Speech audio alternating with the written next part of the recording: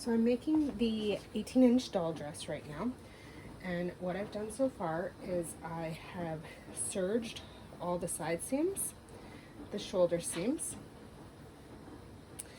I serged the shoulder seams on the facing, the side seams, and the bottom part. I don't need to worry about the armholes or the neckline. That doesn't need to be done. And the same with the back. I've done the center back, shoulder, bottom, and side seam, and I leave the neckline and the armhole open.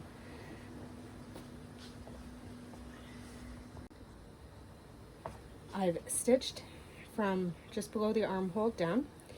Now I'm going to press this open. I'm going to stitch along here, and I'm going to place my Velcro there for my Velcro closure. I just use this 1/4 inch Velcro. I got this one off Amazon.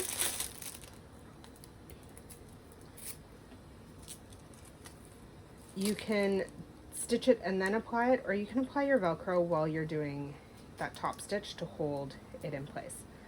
I will put the Velcro here. I'm going to pull it down. I'm going to have a 1/4 inch seam allowance around the neck, and the Velcro is really stiff. I don't want it sitting in that seam allowance, so I'll start it a 1/4 inch below the neckline and place the Velcro just to where I started stitching down.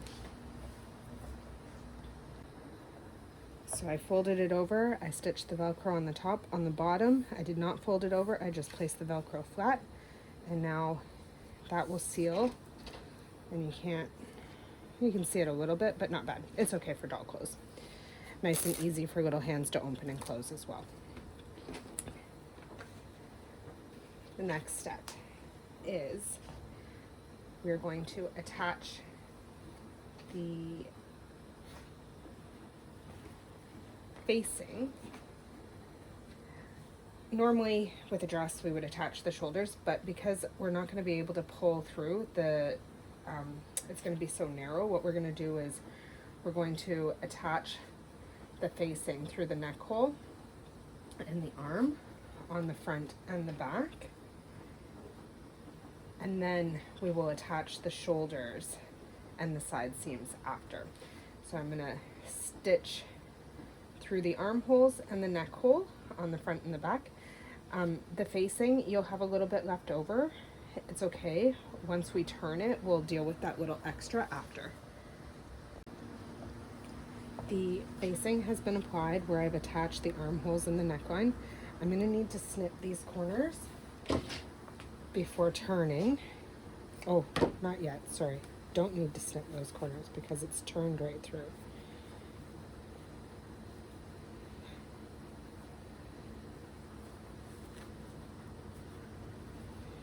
The only thing I need to snip is I need to snip the center where this point is. And just a hair away from the stitching line. The top stitching is all done in both the front and the back. Now I'm going to place them right sides together.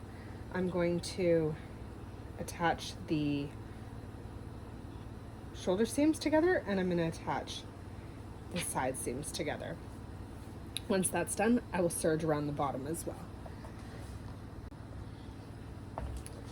Shoulder seams are attached, side seams are attached, serged around the bottom. I'll just put a hem. I'm going to do a 1/2 inch or 3/4 of an inch hem on this.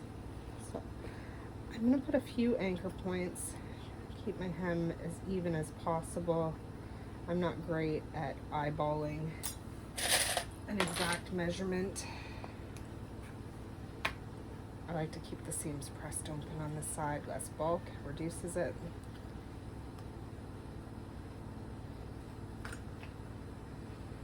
This is a great tool.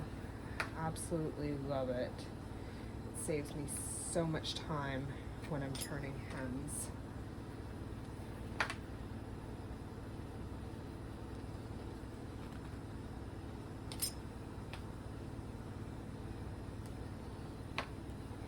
You could do a blind hem like we did for the dress. I'm not going to for doll's clothes. I'm just going to do a top stitch all the way around on this. I top stitch the hem in place, and that is the 18-inch doll dress complete. easy to close. I'm gonna tidy this corner up. I'm gonna just tuck it under a little bit better and keep that thread out of the way. It'll get really messy really fast if it's left out because it'll just keep pulling and pulling. So you don't even have to stitch it out of the way. You can just snip it out of the way. It's not like this is being laundered regularly or anything. This is a great scrap buster. Anytime you have little scraps laying around that you don't need, great way to use them up. It uses such little fabric, but such a fun project.